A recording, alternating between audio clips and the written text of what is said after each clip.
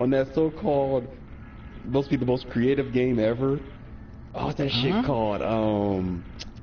Fuck.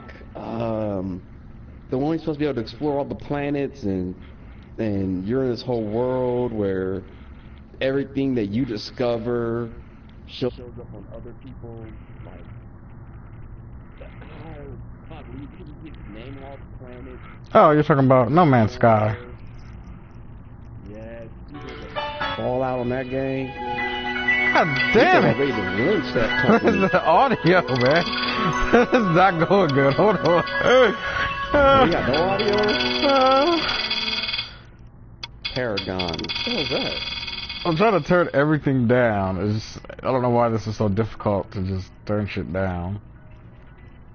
Hey man, they got Paragon can play for free. Hitman's a free game. Destiny's a free game? Wait, what the hell's going on here? Okay, let's go. Wait, where's Destiny's free at? Oh, bad. Those are add-ons. What the fuck am I doing? Oh, okay. Anyways, go ahead. Where's it? Okay. Oh, hold on. Welcome to the show, the Falcon Punch podcast, the Brother Gaming, to Three Brothers Gaming podcast. What was the other one? It was the black. The young tenderoni. That was our intro. We don't have. I mean, I have it, but I have to add it. On the front of it. Oh, hold on. Do that. Save us the harsh shit. I mean, that's what I was gonna do. I was gonna paste it in there once I got it onto the computer. But I guess for anybody, oh, Police Academy. Let's see, where's it at? Here it is. Oh, I love that black dude on the movie. Hi, I'm Momoko, and you're listening to the Boom Podcast, aka the Falcon Punch Podcast, aka Three Brothers Gaming, aka Three Black Gamers, aka whatever the hell this show's called. Anyways, I'm here to give you guys a heads up that this show isn't for babies, it's for adults, and more than likely something offensive will be said. So, listen at your own risk, and don't say I didn't warn ya. Also, don't forget to visit battleclubgaming.com, listen to the Blue Shack podcast, and if you're 18 or older, you can find me on Twitter at M0M0KO. That's Momoko. Thanks for listening and happy gaming. I still hardly enjoy that. We suck. I know. Like, that's the best part of the show. Alright. So, battleclubgaming.com. Go, not only listen to the Blue Shack podcast, but review the Blue Shack podcast. Send emails to the Blue Shack podcast at blueshackpodcast@gmail.com. And everybody's sick right now, like Yayaza was saying. I'm sick. He just got out the hospital. He's sick. The sky is sick. The earth is sick. That's why they're finding new planets for us to go to and shit, because everything is sick. But despite our sickness, we love you guys so much that we decided to go ahead and put a show out, even though the last show we recorded I never put out except for on Twitter, and we haven't actually recorded the show in like over a year. True. But anyways, damn. Okay, so what's going on here? Alright, we're gonna talk the Final Fantasy theory. Okay, yes. Let's start there. Final Fantasy theory. This got me so excited. And the thing that, because I was talking about this a long time ago on the podcast with you. How I was like, man, I think Final Fantasy, the actual series, is coming to an end. Right. And unlike the Zelda thing, where I think they just put that shit together to try to make it make sense, because it was never meant to make sense. But again, like my number 9, a lot of games, because these companies want to instead of going through their own way, if they want to make the games, and them not making they don't have to be connected. Who the fuck says a game series has to be connected in any way, shape, or form? You know what I mean?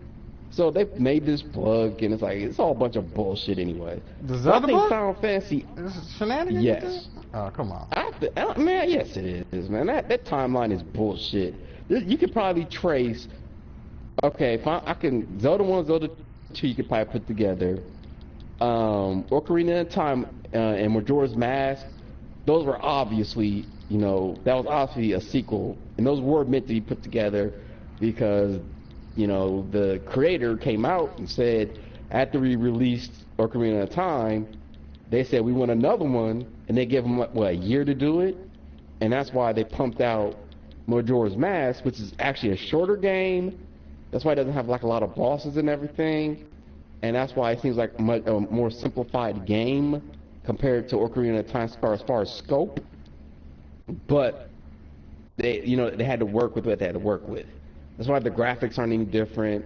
There's really no upgrade to anything. But when they re-released it on the 3DS, the creator said, this is the version that we wanted to give y'all that we couldn't. That's why the Majora's Mask on 3DS is different than the Nintendo 64 one. Different how so? It's polished. I believe there's more dungeons on there. The graphics are just better. I think there's a lot more things that were added as far as kind of like a tutorial on how the game is played and things like that. Because, you know, you gotta admit, if you play the 64 Majora's Mask, they throw your ass in the game. They just like go. Like if you play, hopefully you played the Ocarina of Time and you know the mechanics of that, so we could just throw you into this game and let you go. But it kind of like, I think 3DS kind of, if you didn't play Majora's Mask, but you want to play because you heard great things about the, you know, I mean, you didn't play Ocarina of Time, or you're not a fan of it, but you're more of a Majora's Mask fan, you could pick it up on the 3DS, and it'll kind of get you through it. It'll get you through it, and you can learn the mechanics of it, and you don't have to add anything about Majora's Mask to enjoy the game. It could be a standalone game, basically. Just how you feel like Final Fantasy 13, 13-2, and Lightning's Return can all be standalone games, but all part of the same like universe with the characters. Okay. No, that's a little. The Well, first one. one. There we go. The first one can be a standalone game because it has, in and of itself, a beginning, middle, and end. That if you did not know other parts in that series existed, it wouldn't ruin the storyline. But after, when you get into 2 and 3, they continue. But go ahead. But that's the same thing with Ocarina of Time. If you wanted to, you could play Ocarina of Time, and it ends in a very, you know, it ends. It ends in a satisfying way. You're the hero of time, you defeated Ganon, you got sent back into time so you can relive your childhood, the end. And it's over. It was only because the game was so successful that they wanted them to pump out a sequel. That's what I'm trying to say. That's the only reason Majora's Mask was even made. Had Ocarina of Time not did and like been so like praised as the greatest game ever, like people ever, which I don't totally disagree with, but people have their opinions. And like, I have my opinions, so I think it's the greatest game ever. Far from it. But hell, that's Majora's Mask got birthed from it, and I fucking love that game. Honestly, I think it's way better than Ocarina. Anyways, okay, so the Final Fantasy theory. Let's get on to it, because I know people might want to hear it. Okay, so here it is. If you play Final Fantasy 1 through 6, okay?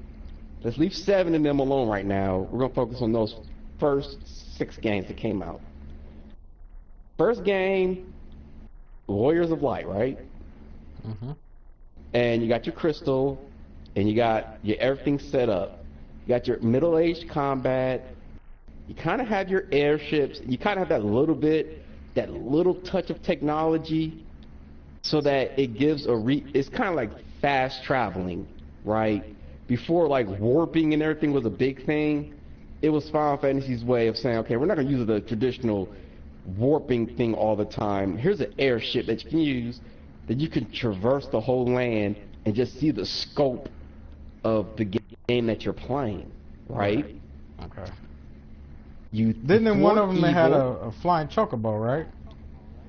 Yeah. Basically like Final the airship. Fantasy 5. I think it started with Final Fantasy. Yeah, Final Fantasy 5. I believe started it with the flying chocobo, and it kind of carried on through then. But it was really mainly kind of about the airships, because basically in every Final Fantasy, it all ended with the airships. That was your main mode of travel. Even if you weren't, that you could easily use a magic spell when your guys were overpowered, level 99, all the MP. Everybody always went back to the airship just to fly around the world. That was created for you to kind of traverse that way. So you could get cool stuff by doing it, like the stuff that you couldn't access even if you were doing like other means of travel, like you needed the airship to do it. But yeah, exactly. And Final Fantasy 7 was kind of the one that kind of did do the whole thing, like with the goat and chocobos being such a priority in the game. Yeah. To get to certain areas that your airship couldn't get to, period. But that was kind of a cool little thing that I loved about Final Fantasy 7. To get the ultimate summon. The most badass summon till this day, I think, was Knights of the Round. Yeah. Because that shit wrecked Sephiroth, period. Like, you watch videos where people use it one time and put his ass down. It's hilarious. Anyways, okay, so Final Fantasy 1 through Final Fantasy 6, you can see a progression of technology and war and peace treaties and the process through evolution of man, right? Where Final Fantasy 1 was traversing using rafts, chocobos, like animals, horses, you know what I'm saying? Right. To maybe more of a little bit of a steampunk type thing with the airships. And you know, you got your castles, you got your evil empire guy who wants to overthrow, you know, the whole world into chaos for their reasons and their reasons alone. They all kind of, you know, they could be a trope and, you know, the status quo of what it is to be a villain to just want to take over the world. But if you sit down and you think about it, every single Final Fantasy, the villains actually get smarter, more ruthless, less human, more tactical, and more fucked up in how they're going to get about doing their shit. Just like in the real world. Give us an example. Because as you tell this theory, I want us to dig a little deeper as we go along. Okay, think of our wars as humans in the real world. Like, you remember like Civil Wars, World War I, and all that stuff, where there were certain things you could not do in war. You couldn't torture, like prisoners of war sometimes were used as bargaining. Like, you wouldn't kill them, you couldn't murder them. Like, you could use them for information, trading for people that got captured on your side. You know what I'm saying? Right. The Genova thing, you know, Genova Convention, all that bullshit, right? And like, look at what it is now today. It's fucking all-out war. There's none of that no more. Motherfuckers are just killing for their reasons that they believe in, and fuck humanity, and fuck trying to be a human. And that's what Final Fantasy is trying to teach us through its game, and they knew it back in the days before this shit got out of control till today. Right. And that's why I think it's coming to an end, because humanity itself is coming to an end with how we are just how it is. We're killing one another. Right, so give me an in-game example. Give me an in-game example of where there was a character let's take everybody's favorite villain who set the landmark in, I believe, RPGs for actually getting shit done, Kefka, Final Fantasy VI. Right. When I borrowed that game from my dude when I was in high school, I think his name was like Lamar, I believe. And he let me borrow the SNES version, right? And I played that motherfucker endlessly. It was such a good game. And that shit blew my mind when Kefka succeeded where everybody else kind of failed in a way, and just destroying the world of balance.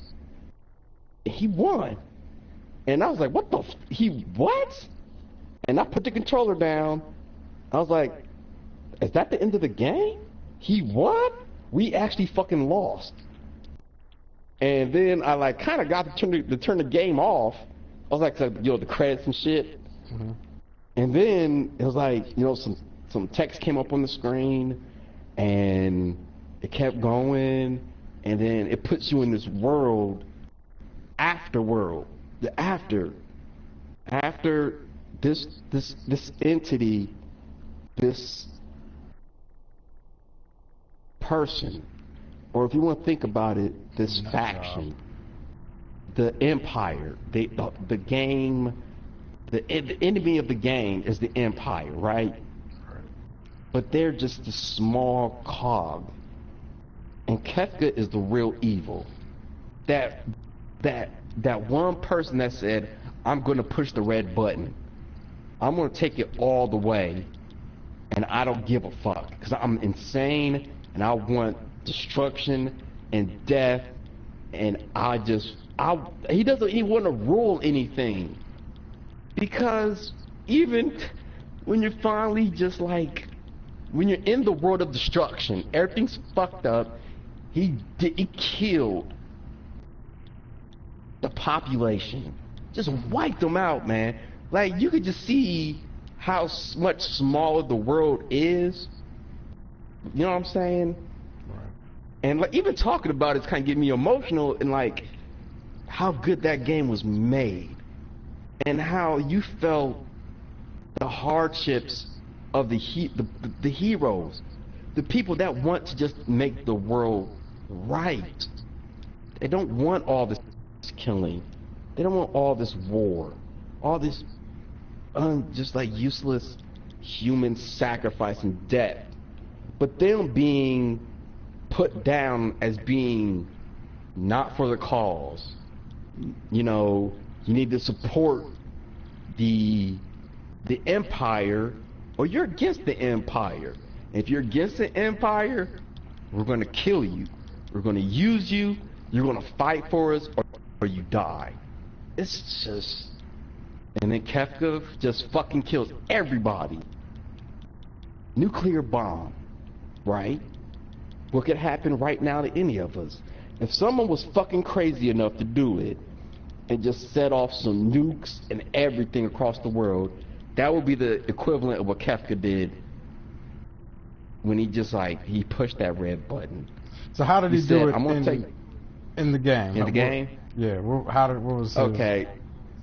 So it's fucking long, but it's like anybody who doesn't like RPGs or has never played a Final Fantasy, I would recommend this one, because this is my favorite RPG and Final Fantasy of all time, because it hits home even till this day of just like how it still relates to today. But he pretty much gets control over espers, which are summons in this game, and their power is omnipotent. They're the gods, you know what I'm saying? So himself, by controlling and capturing that power, became a god, right? And then once you get that power and you believe you're a god, what comes next? God has control over humanity and life. And his thought was like, okay, so how can I show the world and these rebellious bunch of punks that I am God and you are going to kneel before me? And if you don't, this is what's going to happen. He brings up this floating isle, right? This island, right? This floating continent. that in and of itself, if you really want to think about it, could be its own video game itself. Because it's so deep. Everything you have to do just to get to the continent where Kefka is, and then you see all this technology out of nowhere that's like, wait a minute, where the fuck this come from what I played from the beginning of it till now, right? Mm-hmm. And then you get to this continent, and then you're fighting this like mechanical human monster demon fucking creations that are overpowered and are wrecking your team.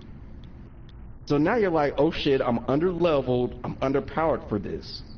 So you can either run and try to like, okay, we gotta run. Hold on. Keep telling the story, but I'm gonna run to the restroom real quick, but keep telling it. Okay. 'Cause I'm familiar with it, but I want to let the people be familiar with it. Okay, so Right. like everything's changing now in the world. Like as you're going to this floating island, you're like fighting technology. You're falling. Your airship's fucking crushed, and it's like you're like we gotta do it. Then when you get onto this floating continent, and these monsters that you're running into you are beating the shit out of your team. So now you gotta think, do I go back? Because you can't go back. You don't have to be committed. You can go back, level your characters up, get some more spells, get your team buffed up so you can actually go through there and put up a fight and get some experience, gold and all that good stuff you want from a game. Or you can play the game as I did, probably most people did, just run. Just run from the fucking battles, load up on potions, Phoenix Downs, and everything you can do to revive your magic, and just make it to Kefka. And just put up that battle, because you know you're going to lose. And then that big escape scene where you're running from your life from this broken continent of this floating island, because Kefka did it, because these statues of these three gods that Kefka, like, they kept each other in check. So like one was never really above the other. And then Kefka kind of moved those statues and broke that balance of keeping each other in check. That was it. Alright. That was it. Now your team has to run from the villain instead of standing their ground. Everything that you work for, all the people that got killed, like, I think the most fucked up storyline on there is, and I still can't get his name right, I think it's Cyan or Cyan, I can't get his name. My favorite character of the whole fucking game, Kefka poisoned his entire kingdom. Right, yeah. Killed, like, could you imagine being a parent and a husband, and you go and you like, oh my god, I want to check on my family to make sure they're okay, and then you come and you go there, your wife is poisoned and dead, your son, and they show this in a game, he walks over to his son to see if he's okay, and his son falls out the bed and just lands on he's dead, and he fucking loses it. And it's just, and then you watch it, and he's like, "This is unbelievable. This is like he's like, I'm gonna die. I'm gonna kill this motherfucker who did this." And he loses his shit. He goes out there, and luckily he runs into Sabin, and if you play the game good and you don't do too much fighting, you still have Shadow on your team, right? Right. And Shadow actually ends up being a character that I didn't know you could actually save him. There's a lot of optional characters in this game that you don't need to beat the game, but like when they roll the credits at the end, and then they just showed a picture of him when I did my first playthrough of the game, and they just showed a picture of him. I was like, wait, what the fuck? He died? When? Where? And so I played the game again, and I was like, okay, he's on the floor. He's on the continent with us.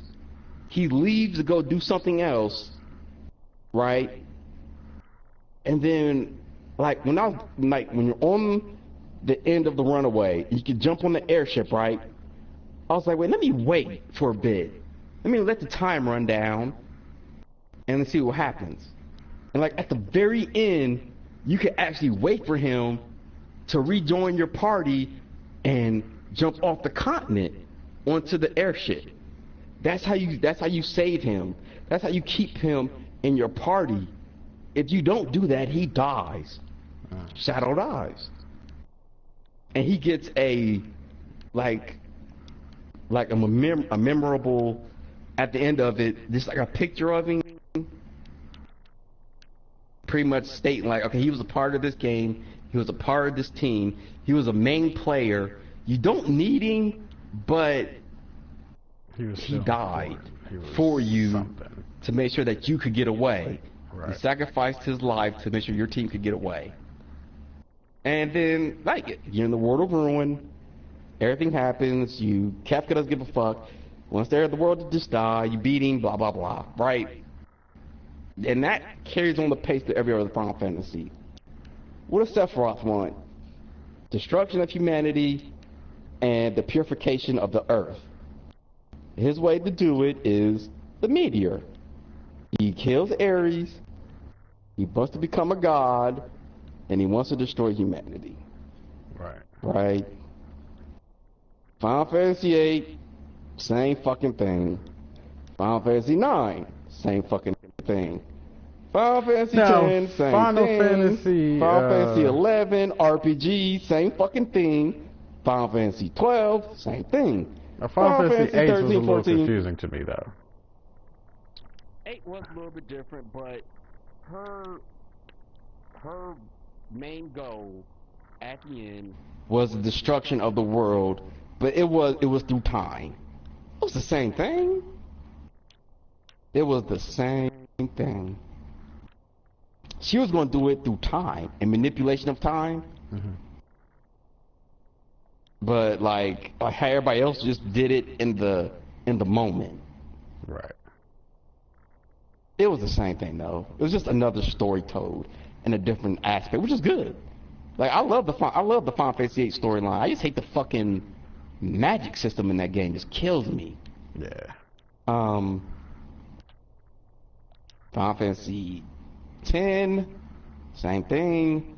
Great story. Hate the main character. I believe Auron and Kamari, like the two main reasons I kept playing that game. I fucking love those characters. Mm-hmm. Because Auron knew everything. He wasn't going to tell you. And like just the story of him himself, like this guy who died and his beliefs, and just said, why do we gotta keep doing this? Why does this cycle have to keep continuing of us dying, going to war with this animal, this creation, lives being lost, then there's a time of peace, and then we do it all over again. Right. So he went against the machine, and he lost his life. But then he said, fuck it, I'm going to come back, and me and Tidus' dad, Jet, we're going to formulate a plan to put an end to all this. Which is why Final Fantasy Final Fantasy X-2 is so much different than Final Fantasy X and just the way it is. I think it was supposed to be a kind of a light-hearted, romantic, but yet serious tone game compared to Final Fantasy X. Because Final Fantasy X solved the issue of what was going on in that world. You're saying in and of itself. 10-2 was lighthearted. Yeah. Yeah, right, yeah. I mean, it was a downer in and of itself with some of the stuff that was going on. As far as like Yuna trying to find, Tidus. Yeah. Because she loved him, and Like, all the characters were there, and then that game did resolve what happened after Final Fantasy X. Lulu and, what's that guy's name? You know what I'm talking about. The blitzball player. Yeah. End up actually getting together, having a baby. Orange moved on to the afterlife with Jax and Yuna's father, like, which showed at the end of the game, and Tidus, right? Kamari, you know, he's not a part of the team, but I believe he is in the game. So the characters are there, their roles are wrapped up, but this is just Yuna's journey on her own. Then you go Final Fantasy 11, same shit, online game, fucking evil ass empire, except for Bahamut, who's a fucking beast. All of a sudden, ends up being the main villain in the online games. Like, if you think of him as a rogue esper, a rogue summon, who said, "I'm fucking tired of being used for destruction, even if it's in the name of good. Right. I'm going to act on my own, and let me show you what true destruction is when I'm not being controlled by anybody." And so, if you remember how bad Final Fantasy XIV was, but then when they rebooted it, and you remember that cutscene they played when you first start the game, and how impactful it is, and everybody kept saying, one of the best cutscenes ever in a RPG, because it shows the destruction, the total destruction of a new world, and them having to redo everything to make things right. And so that final conflict with Bahamut, and you're like, okay, it's the end game, it's me, you gotta stop this son of a bitch. He's gone rogue. We have our summons, but Bahamut is no longer one of our summons. He's omnipotent, and he's a god. The summons in the games are gods. In like online games, summoners are treated as gods. Now, you see in some of now we're getting to the later games, who are the most important characters when it came to your team, starting from Final Fantasy, Final Fantasy 7 and beyond. Summons were your most important aspect of your team, because they made you omnipotent. Right, because you had... Stronger than... Go ahead, my fault. I'm like, because even in the storyline, so you could say in 7... What the fuck was Ares? Ares was one of the ancients, right? Right. But she was powerful in and of herself. Now, was she responsible? Like, did she have the power to summon the meteor? Was that her kind of thing or something?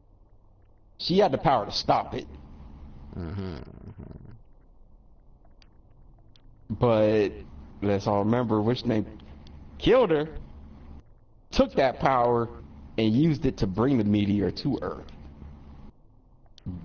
Like, Sephiroth was a cold-hearted motherfucker. I think Kefka was colder than Sephiroth, because Sephiroth was more manipulative.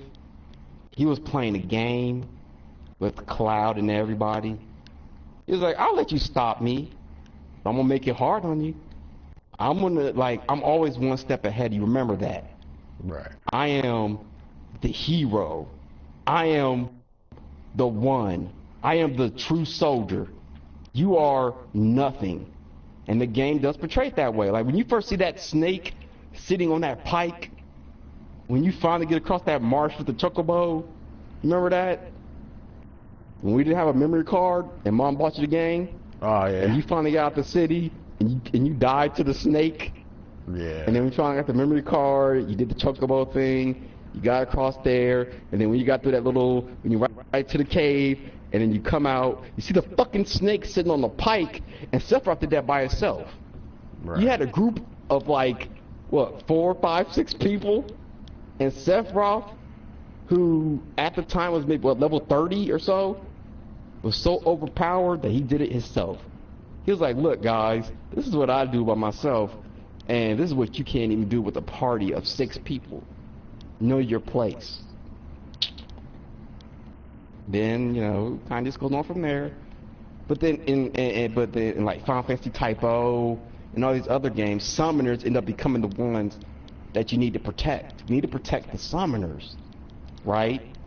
Because the summons all are based around the crystals, which is the main focus of the Final Fantasy game.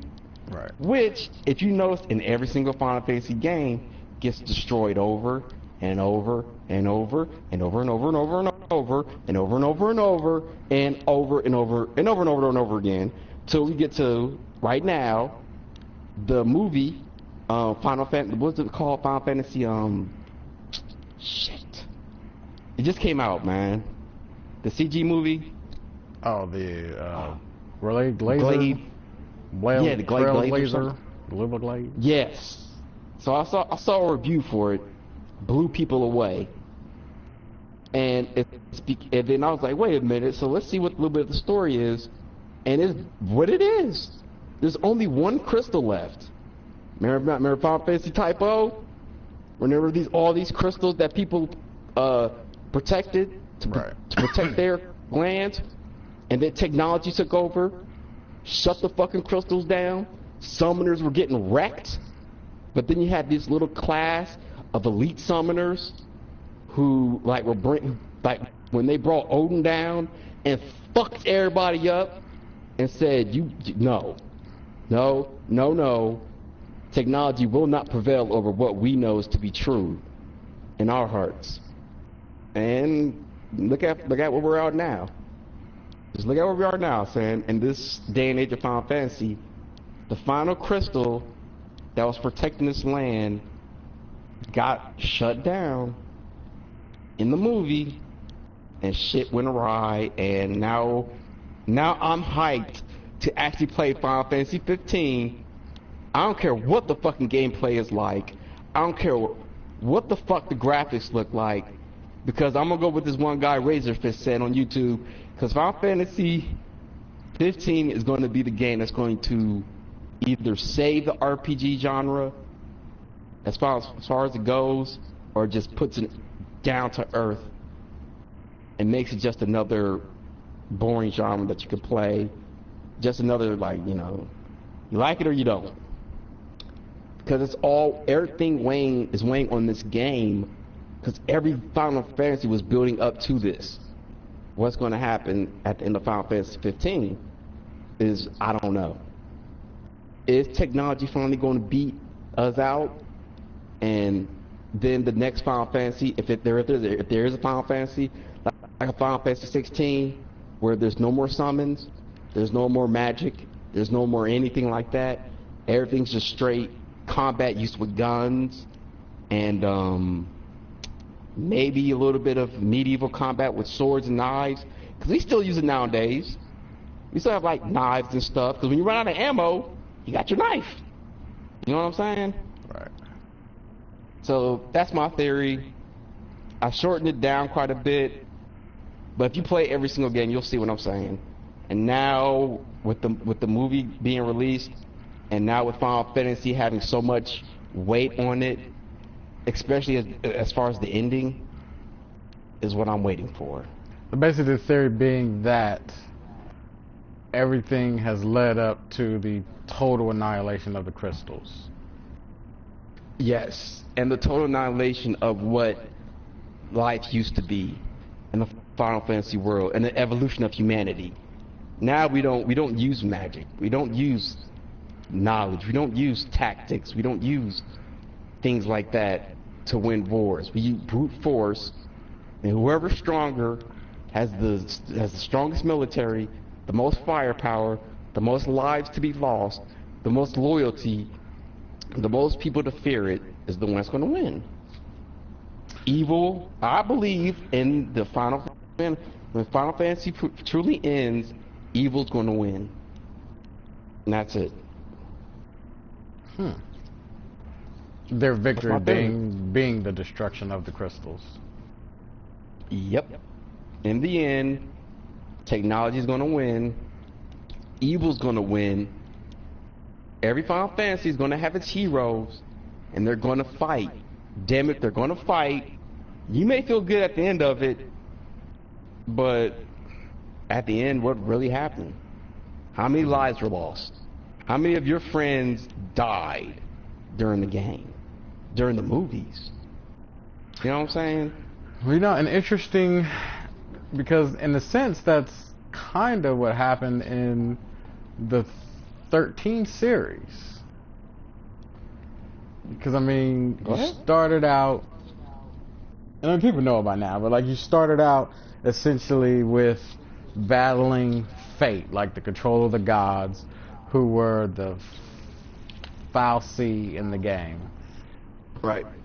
And then you go from controlling to gods to the main character being a god, essentially taking the place of a god, one of the creators of that universe or whatever. Lightning ends up being that person who kind of controls the flow of souls and like the chaos and stuff.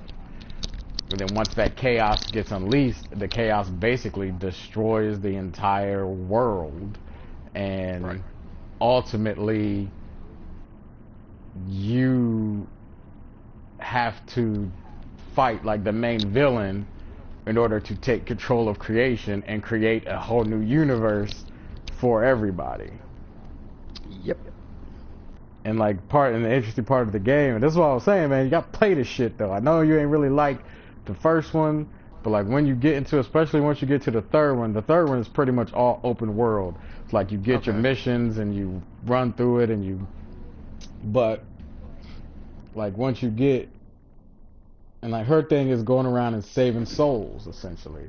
It's like the end is coming. There is a timer on the game that's basically saying at this time everything is done, like it's over with. And your job is basically just to try and save as many people as you can before that time is up. And then ultimately to come out and victor in battle so that you can have control over kind of creating this new world and not letting all the souls basically just get erased and destroyed and shit. And it's interesting that technically, even though Lightning, in a sense, wins in the end, but she doesn't, because nothing that she did from the first game to the third game could stop the end time from coming, basically. So, like, even though she won, she kind of lost. I mean, she did lose. They lost their entire life and everything that they, you know what I mean? Mm-hmm. So I think that plays well into kind of what you were saying. Very interesting. So what comes next? Is this just the end of Final Fantasy? Yeah, we're coming to the end of the Final Fantasy franchise as we know it. It's gonna be rebirthed. It may carry the Final Fantasy name, but it's not going to be the Final Fantasy games that you expect. You know what I'm saying? So like, you better start collecting them video games and downloading them and keeping them discs, because if you want that old tiny Final Fantasy stuff, you better. I mean, they're shutting down the servers on Final Fantasy 11 finally. It happens. You know what I'm saying? Final Fantasy 14 is doing well, but you know, let's gonna say 5-10 years from now, they may shut down the servers there. You can't play the game anymore, right? So where do you have to go to? You're gonna have to go to physical copies, right? Don't even believe in downloadable content still being there. You see what I'm saying? Make sure you have those physical copies. Go buy it. I'm telling you right now. Go out. Go buy you every single Final Fantasy remake physical copy you can get your hands on and keep them. Keep them. That way you can see and play the game it was meant to be played in. You sit your ass down, you play from Final Fantasy 1, you play through 13, 13.2 and 13.3. I'm going to sit down and do it myself. I think Staccato's right.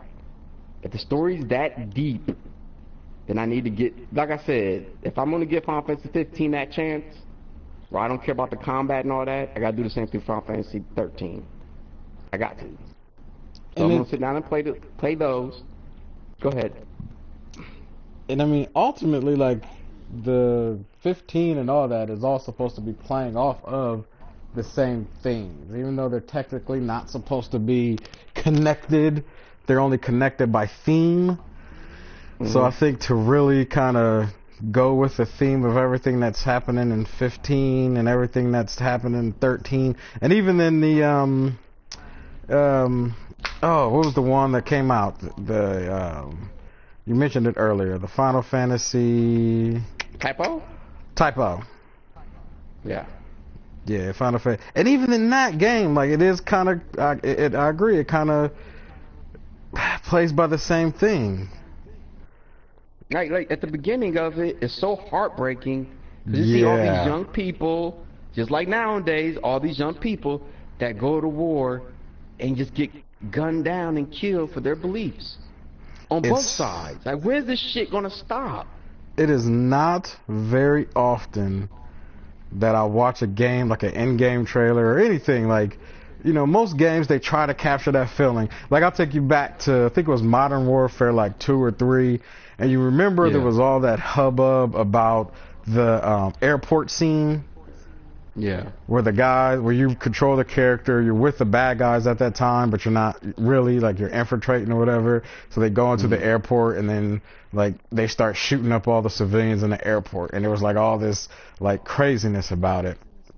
And then, you know, I watched it being done, and to me, like, the reaction that people had to it, not that, oh my god, game shouldn't do this, but the people was like, oh man, this is crazy, like, you know what I mean? That's the reaction I had to watching the beginning of Type O.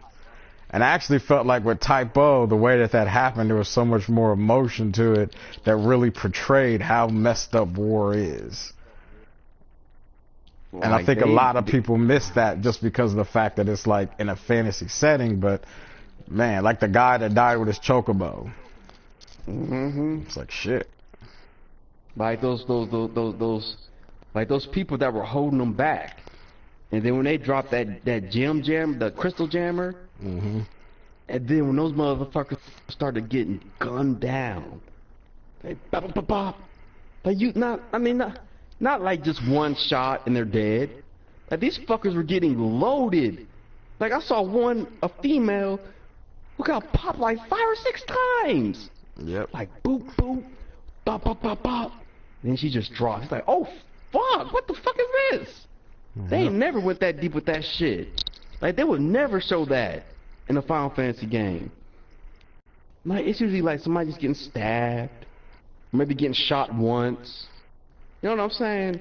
And I think this show, that show, There you go. Okay, my fault. Yeah, they definitely weren't shying away, because like I said, most Final Fantasy games ultimately are about war, and I think they took the opportunity in this game to really show like just the nastiness of it. And every person, even the reviews that didn't give it great praise, every person said, even like male gamers said it brought them to tears. They put the controller down or their PS Vitas or whatever, and it actually brought them to tears when they saw that intro, because it was so real. Because it was like fuck, these people are getting shot up. Like it's like, sure, you could die to one bullet shot, right?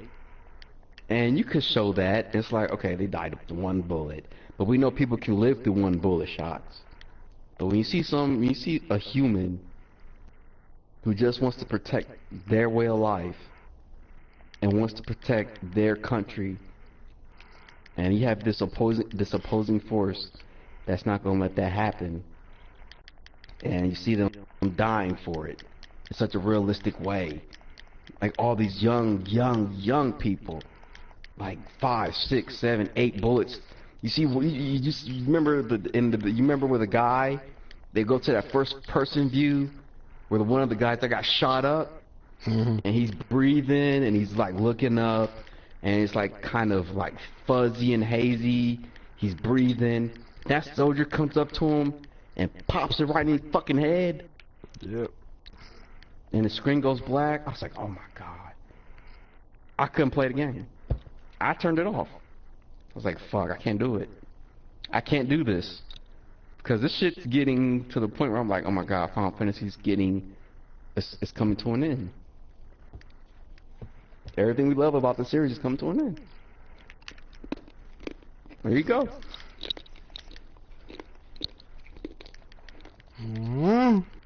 So let us know what you think, guys. Is Final Fantasy coming to an end? Is this the end of the road for what we know as the Final Fantasy games? Have they been building up to the ultimate destruction of the crystals? It was interesting, as you can even see it in the mobile game. I mean, that's pretty much what it's about. Now I wonder, you know, we already know they have the little fighting game that kind of brings together everybody from the different Final Fantasy games. I think that was their way of doing it without actually having something really built into like the main Final Fantasy storylines. Even though in the mobile games they get pulled in, but they're not really important characters. But so I wonder. Hey, where's it at? What was I saying? Oh my god, this guy rocks. This nurse at this nurse. This guy nurse at the hospital. Right? Why are you thinking about that? This guy, the nurse at the hospital, he was really awkward, right? I felt like he was a good-looking guy. He was really nice. He was well built, but he just seemed kind of like awkward and not really sure of himself and confident. So me and him kind of was like really cool.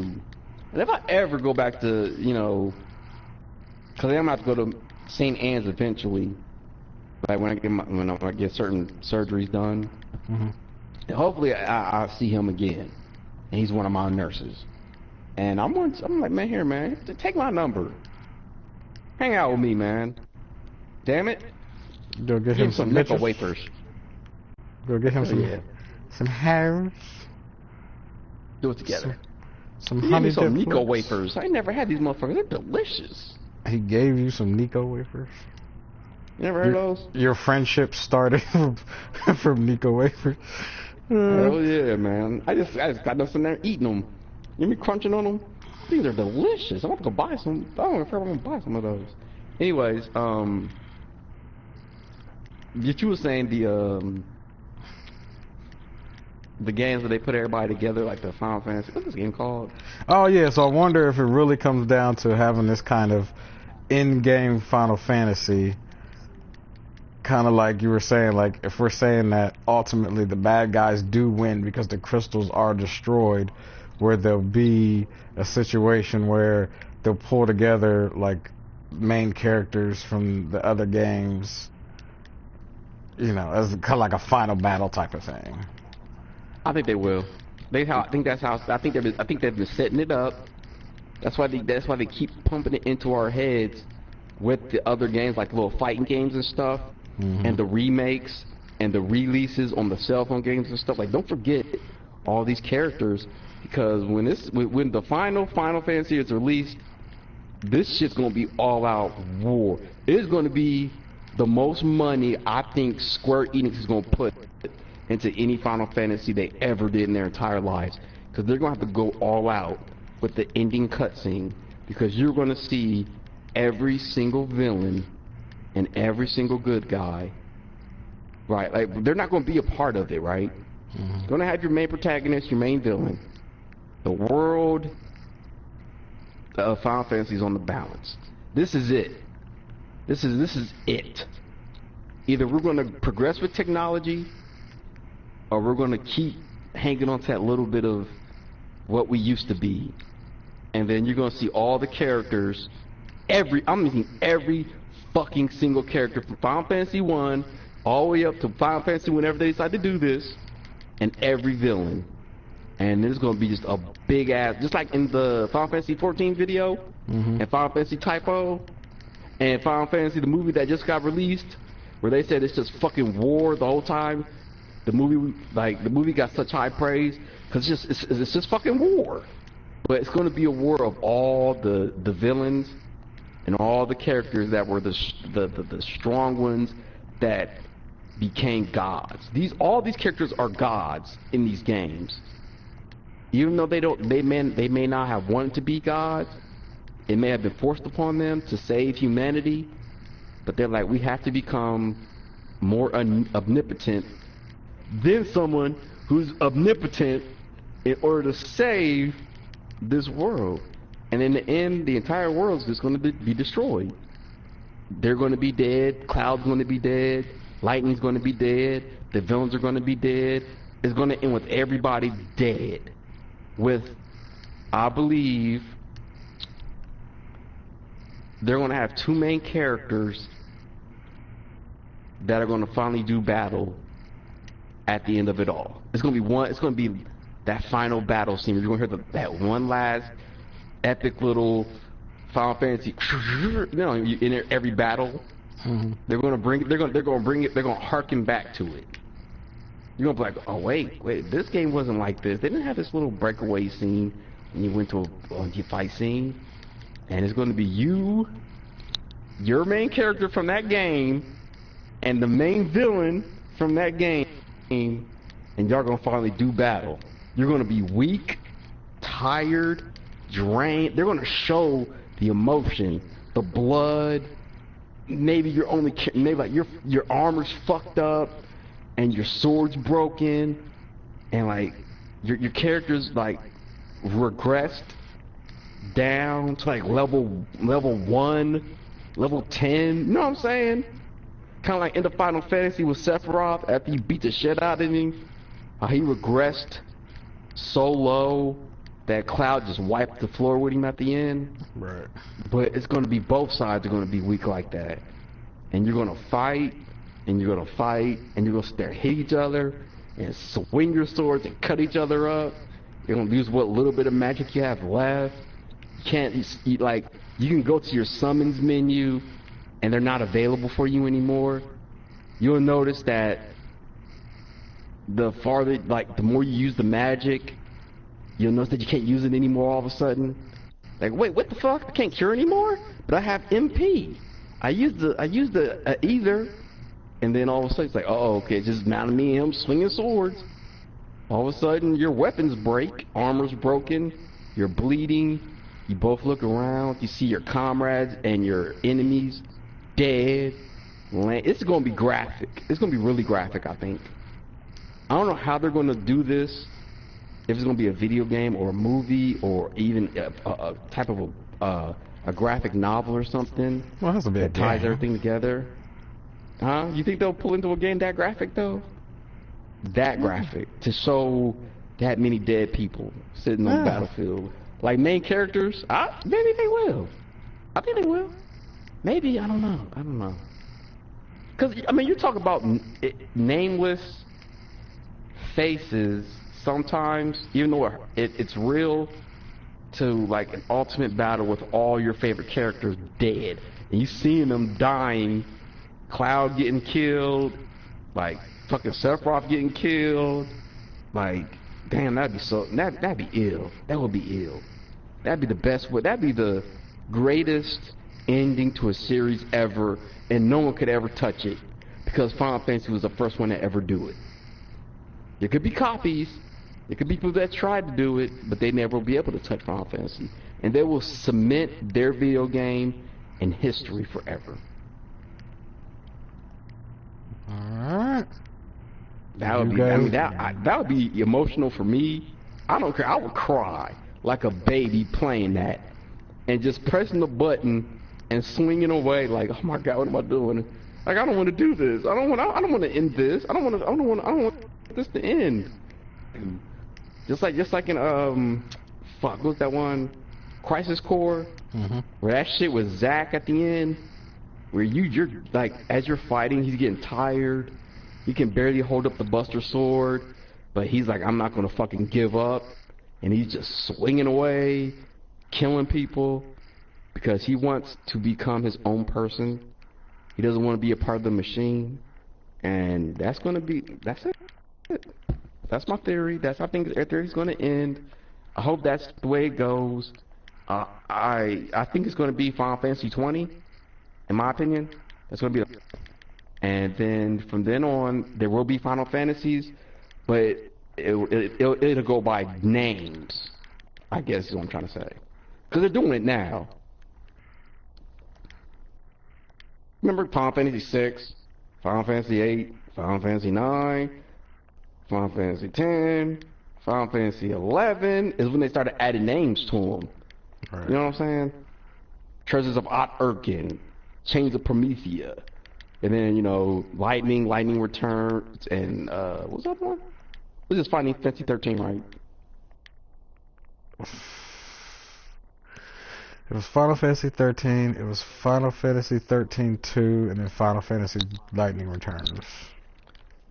And then you got Final Fantasy 14 with a name it goes by, and you got Final Fantasy 15 now that I'm sure is going to have a name dealt with it, like Glaives or whatever they decided to put on that bad boy. But yeah, there you go, man. And that's the Final Fantasy theory of how I believe it's going to end. It's going to be bloody. It's going to be ugly. I believe you're going to see some stuff that you never thought you would see, as far as a lot of these characters and the way they're going to die. I believe you're going to see motherfucking heads, people being incinerated, evaporated, arms and limbs. It's going to be real. It's going to be deep. It's going to be hard. It's going to fuck you up. But when you put your controller down, it's going to be satisfying, because it does come to an end. That's what it all boils down to. Well, I'll say we call this one in. We're in a good hour. We've got a good theory going on, and then we can run a regular podcast once youth is available. But I think this is a good one. All right, man. I'm with it, and then you're going to be the head of the next podcast, because next thing coming up, ladies and gentlemen, is the War of Mighty Number 9. And people picking sides on it. Is it a good Mega Man game? Is it a confused Mega Man game? Or is it trying to be its own standalone game? So we'll talk about that on the next, podcast, because it means now it's Staccata's turn to do all the talking, and me to see if I can see from his perspective. Oh, you will, because my perspective is right. My perspective is right. So my perspective is right, so you will see it from my perspective. I'm always willing to change. Like you just told me right now what happened in Final Fantasy 13 series. I'm about to go back and play it. I hate that fucking series. I know, but it's worth it. I'm going through it. I'm gonna go through it because I owe you, and I owe the series that much. It's good. So. All right, guys, go to Typo. So you still ain't beat Typo? I can't play that game. The beginning of the game that fucked me up. Gotta go. It's good, man. It's good. Out of a lot of the side Final Fantasy games are really good. I think Tactics is still my favorite one, but Typo shoots up there to one of the good kind of side quest Final Fantasy games. It's good stuff. It's different. I like the way that they, it's one of those games where you want to pay attention to all the characters, because you get all the characters that you can use up front. And they don't all level up together, so you have to spread out using them in order to level up. But in certain situations, you're going to want to, and even need to, use some of the characters that you might not have necessarily wanted to use. Like I was running through the game, because I just stuck with the main guy, Ace, with the cards. And for the most part, he could get shit done. but there were just certain points where I just needed to use some of those other characters in order to beat certain levels and shit. And I don't know if it's just designed that well or if they made it, but it was just, so it forced me to really use and actually care about some of the other characters and stuff. And I mean, the storyline in itself was good, so. That's what all the reviews said too. It feels like you can just have your core party, and you can, but there are times where you're going to need to switch it up to make things a lot easier on you to actually fucking get through the game. Yep. Especially when you're doing, because they have these kind of like invasion pieces that you'll do, and during those pieces, you're gonna need all of your characters to be at a good level because they can get pretty difficult, and you'll find at certain points your characters are just gonna get knocked off while you try to take over these towns and do the kind of real-time strategy portion of it. But you gotta play it, man. Make sure you play that. That's what you need to focus on next. It's a quick game. I think it's only about 30 hours, maybe 25, 30 hours. So it's not super long, but it's good. Yeah, I want some down play that. And one of the things that got me, and it's explained later in the thing, is in that cutscene when Ace and them show up to help the guy with the chocobo, right? The guy that got killed. And at first it seems like he's real emotional about it, but then all of a sudden it's like he just forgets or he just doesn't care anymore. I don't know if you noticed that, but like when I watched it, I kind of noticed it. I thought it was weird, but that actually plays a really big part in the game. I gotta play it now. So watch the intro again, see if you see what I'm seeing, and then, because I felt like they played it like that on purpose, but maybe not. Maybe I was just paying too much attention. But like I said, it does end up getting explained later. But play it. I'll play it because Final Fantasy, the movie that came out, it kind of it's kind of like Typo almost, where they got these orphans together and gave them these amazing abilities to defend this land. But shit kind of goes awry with the whole thing, and like, I just gotta see the movie to really get a full thing on it. Which movie is it you talking about? Which movie? The one that came out, Final Fantasy Glabels. Oh, okay. That is out now? Should be out here pretty soon. It just got released in theaters. So it should be released on DVD here pretty soon. Did you watch any of the series that they put on YouTube? What was it called? I forget. It was like a lead up to Final Fantasy.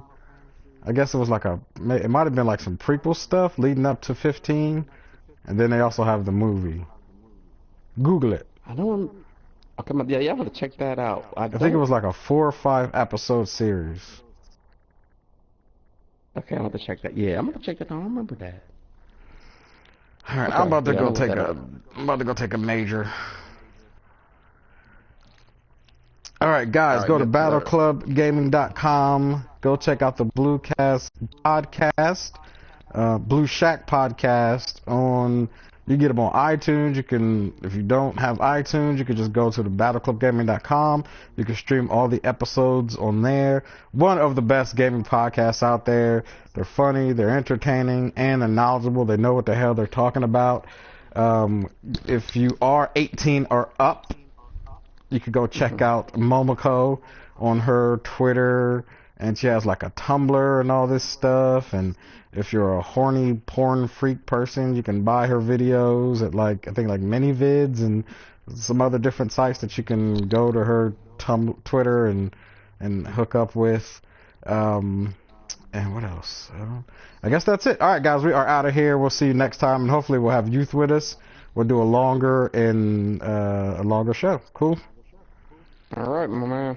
All right. I'll give him something to eat. What you about to eat? If I could sub today, I'll probably just go to Arby's. Arby's.